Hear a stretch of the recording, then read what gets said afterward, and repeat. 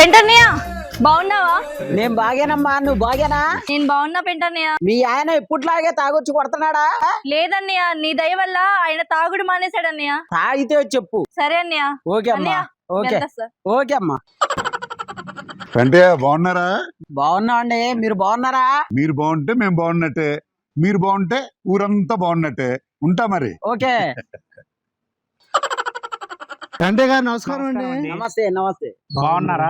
మేము బాగే, మీరు బాగేనా? బాగానండి. ఓకే. ఓ పర్లేదు. ఆయన అన్న నీ కాబోయే మామగారు వెళ్ళి నీ ప్రవేశం చెప్పే పదన్నా. అంకుల్ అంకుల్ మీరు ఈ ఊరికి ఏమన్నా ప్రెసిడెంటా? లేదయ్యా. పోనీ ఊరికి ఏమన్నా ఎంపీటీసీగా పోటీ చేయబోతున్నారా? అసలు ఆలోచనే లేదు. ఊర్లో వాళ్ళందరూ మిమ్మల్ని ఎంత మర్యాదగా పలకరిస్తున్నారు కదా, మీరు ఏం చేస్తుంటారు అంకుల్? నా కాడ మంత్రశక్తి ఉంది.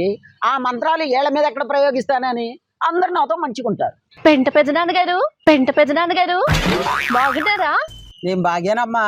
ఏంటి మీరు పొద్దు నుంచి కనబడలేదు, ఎక్కడికి వెళ్ళారు? ఓ అదే, కాలేజీలో మా అమ్మాయి తోటి ప్రేమ అని ఎవడో ఎంట పడుతున్నాడంట. ఇప్పుడే వాడికి శాతబొడి చేసి వస్తున్నాను. ఉంటా పెద్దనాన్న. Bye bye, tata, good bye.